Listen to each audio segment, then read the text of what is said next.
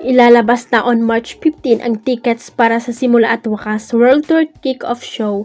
Gaganapin ang kick-off show nila sa Philippine Arena on May 31. At ayon nga kay Ana Puno ng Star Media Entertainment INC, isa sa mga producer ng concert na yun, sa March 15 na nga magsisimulang magbenta ng tickets. Inaasahan naman na masosold out agad ang tickets para sa Philippine Arena concert. Samantala, kamakailan lang ay nag-ocular na ang grupong SB19 sa Philippine Arena. Co-producer kasi sa kick-off show nila ang production outfit nila na IZ Entertainment. Nakasama nila sa pag-ocular sa Philippine Arena sina Ana at Janine Puno ng Star Media Entertainment INC, si Raisa Pascua ng Live Nation pati sina Boji Yanko at Yani Ditios. Kwento ni Ana, sobrang excited ng SB19 sa kanilang kick-off concert kaya asahan daw na pasabog yon. Damang-dama naman ang excitement sa 18 ang mga fan ng SB19 sa world tour ng grupo. May ibang 18 fans nga na pupuntahan daw ang lahat ng concert ng SB19. Tinawag na fake news ni Raquel Pempenco ang mga nilabas na revelasyon ng kanyang anak na si Jake Cyrus sa libro nitong I Am Jake. Mainit na pinag-uusapan ngayon ng mga marites sa social media ang pag-amin ni Jake o dating Charis Pempenco na minules siya at inabuso siya umano ng kanyang tiyuhin ng 6 years old pa lamang siya.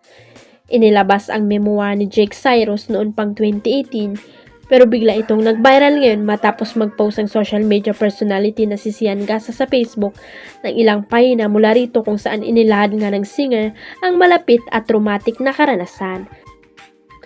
Inilabas ang memoir ni Jake Cyrus noong pang 2018 pero bigla itong nag-viral ngayon matapos mag-post ng social media personality na si Sian Gasa sa Facebook ng ilang pahina mula rito kung saan inilahad nga ng singer ang mapait at traumatic na karanasan. Ayon kay Jake, hindi lang daw ito isang beses nangyari sa loob mismo ng kanilang bahay kundi paulit-ulit siyang inabuso na tumagal ng 1 taon.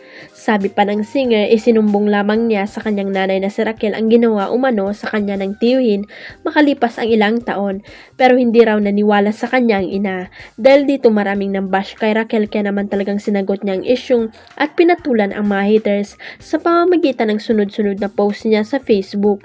Meron na namang fake news galing daw sa isang libro mga basher.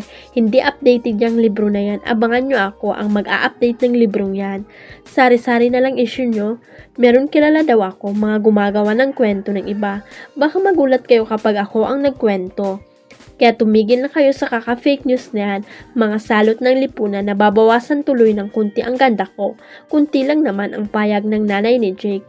Sabi pa niya sa isang hiwalay na post, peace of mind pa rin ang pipiliin ko kaysa patulan ko ang mga walang kwentang tao at mga walang utang na loob. Sila na magdadala ng lahat. The truth still prevails but no matter what, my blood still flows in your veins and you can only remove that when you're already dead. Matapang na sabi pa ni Raquel. Huwag kalimutang i-click ang subscribe button at i-ring ang notification bell para sa latest at legit chika updates.